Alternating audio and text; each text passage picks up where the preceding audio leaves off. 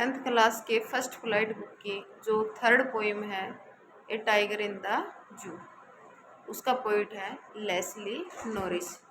Leslie Norris इसमें एक tiger की दो जगह के बारे में बताते हैं। एक तो वो जू के अंदर है, तो जू के अंदर टाइगर कैसे है और उसको कहाँ होना चाहिए, फॉरेस्ट में होना चाहिए।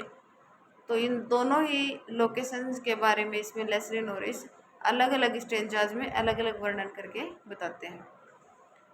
पहले स्टेंजा में लेस्ली नॉरिस बताते हैं कि टाइगर है वो शांत शांत गुस्से में,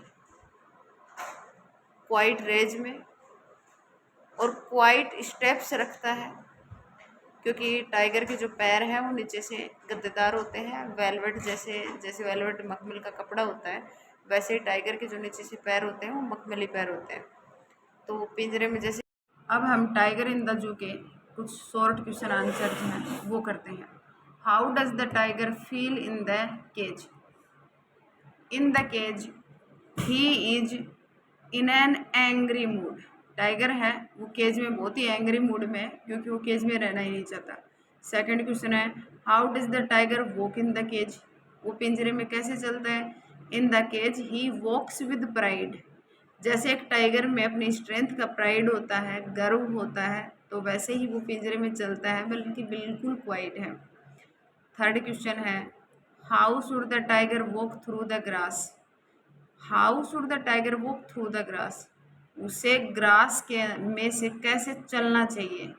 ही should walk with ease through the grass.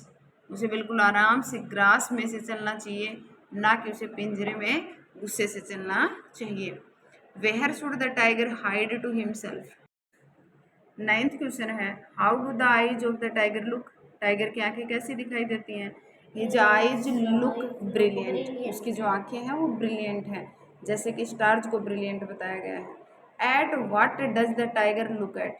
Tiger रात को किन चीज़ों को देख रहा है? क्या देख रहा है? वो क्या देखता है?